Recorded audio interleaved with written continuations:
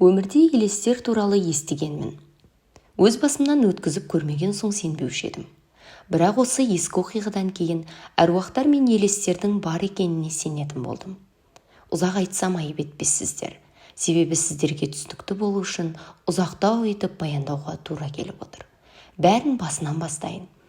Шамасы 2006-2007 жылдар болу керек. 8-ші сыныпты бітіріп, жазғы каникул кезінде әкем алып берген лагерь жолдамасымен лагерьге бардым. Ақтөбе қаласының шетіндегі айналасы ну орман, таулы аймақта орналасқан Самал лагеріне келдік. Ескі екені көрініп тұр. Көңілдеріміз көтеріңкі, жүректеріміз қуанышқа толы еді. Бәрімізді сол келген күні топ-топ бөліп бастады. Менің тобым шетте тұрған ескілеу ғимаратқа орналастық. 4 қыз болып ең шеткі тұрған бөлмеге бет алдық. Бөлмеге іші ескілеу, 4 темір ескі диван, жапқышы жоқ терезе, ескі шкафтар көзіме бірден түсті. Оның үстіне бөлме есігі кілттенбейді екен. Көңілімізден шықпады, бірақ амалымыз жоқ. Осы кішкентай шағын бөлме еріксіз бізге бұйырды. Арада жылжып қызықты күндер өте бастады. Күнде кешкісін би кеші болатын. Бірде сол әдеттегідей кешкісін қараңғылық қоюланған кезде би кешінен тарқап өз ғимаратымызға бет алдық. Жақындай берген кезде іштен қыздар шығып шу көтеріп жатыр. Біреу киімдерімізді, заттарымызды ақтарып шашып кетіпті. Іште елес бар деп неше түрлі алып қашпа әңгімелер айтылып жатыр. Біз де бөлмемізге жүгіре кірдік. Ондағы ойымыз ақшамыз орнында тұрма деген үрей еді. Уф дедік, ақшамыз да бүкіл заттарымыз да орнында тұр екен, ешкім тиіспепті. Осылай у-шумен бәріміз ұйқыға кеттік. Бірақ осы күннен бастап алаңсыз жүрген бізге жүрегімізге үрей орнатты. Келесі күні әдеттегідей бәріміз түнгі ұйқыға кеттік. Ұйқы деген аты болмаса пыш-пыштап 4 қыз біздер әңгіме соғып жатырмыз. Әлденеден соң ұзын дәлізден аяқ дыбысы естілді. Біздің бөлмеге қарай аяқ дыбысы жақындай түсті. Біздің әңгімемізді доғара қойдық. Себебі тәрбиешілер деп ойлап, мән бермей қазір сөйлер деген оймен ұйқыға кеттік. Ертесі күні әлгі кешегі аяқ дыбысы тәрбиешілер емес екенін білдік. Олар біздің ғимаратқа қонбай, басқа топтың ғимаратына барып қонатыны анықталды. Нағыз қорқыныш енді басталғандай.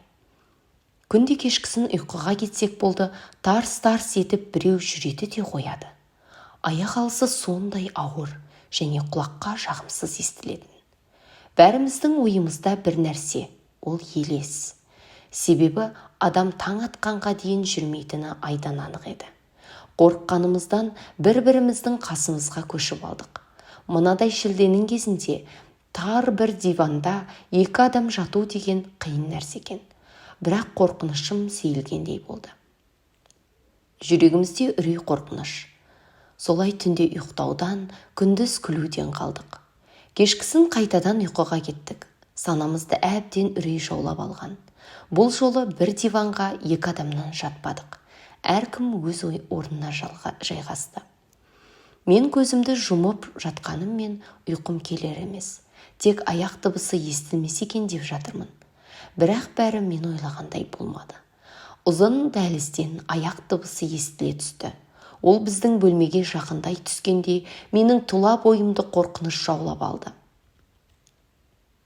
Бүркеніп алдым. Көзімді қатты жұмып жатырмын. Суық қара терге түстім. Әлгі аяқ дыбысы үдей түсті. Мен қатты қорыққанымнан дірілдей бастадым. Білетінім ол кезде бісміллә мен Құдайдың құлымын, Мұхаммедтің үмбетімін деп қайталаумен болдым. Айтқан сайын тісіме тимейді. Бір мезетте аяқ дыбысы біздің бөлменің есік алдына тоқтады. Кішкенеден кейін сықырлап есік ашылды. Ішке кірді. Тарс-тарс етіп, менің диваным жоғары жақта орналасқан еді. Менің диванымның қасына келді де үнсіз тұрды. Ал менің жағдайымда айтпасам ақ белгілі. Бүркеніп алғанмын, бірақ көзім жұмылмайды, бақырайып тұр. Денемді қалшылдатпай толық егеріп жатырмын. Жүрегімнің дүрсілі өзім естіледі. Себебі мен дірілдесем біліп қалады деген ойым. Қанша қорқсам да ашып қарағым келді.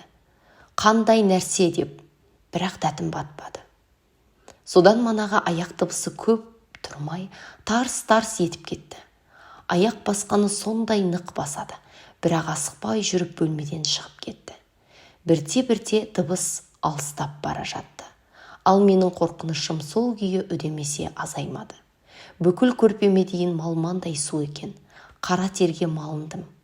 Бүркене-бүркене тұншығып кеткендіктен көрпенің бір шетін аштым. Таң атып қалған екен. Аяқ дыбысы естіле қоймады. Солай жатып талықсып ұйықтап кетіппін. Ұйқым қанбады. Оянып түндегі болған жаймен айналамдағылармен бөлістім. Басқа бөлмедегі бір қыз көзін ашып қараса, аппақ киімде киінген, аяғы жоқ үлкен қарт кісі дейді. Басқа топтан да естідім. Аяғы жоқ қарт кісіні көргендіктерін айтады. Ал біз ертесі күні бәріміз ауылымызға қайтамыз. Мұндай қорқынышты жерден құтылғанымызға қуандық. Солай үйге келдім. Бірақ сол Ақтөбеде қаласындағы Самал лагерінде орын алған сол бір күн менің санамда қалып қойды. Міне менің жасым 22-де. Бірақ сол күнгі оқиғаны әлі күнге дейін ұмытқан емеспін. Кейде әлі күнге дейін соған ұқсас аяқ дыбысын естігенімде жүрегім селт етеді. Біз білмейтін тылсым күштер бұл өмірде жетерлік қой.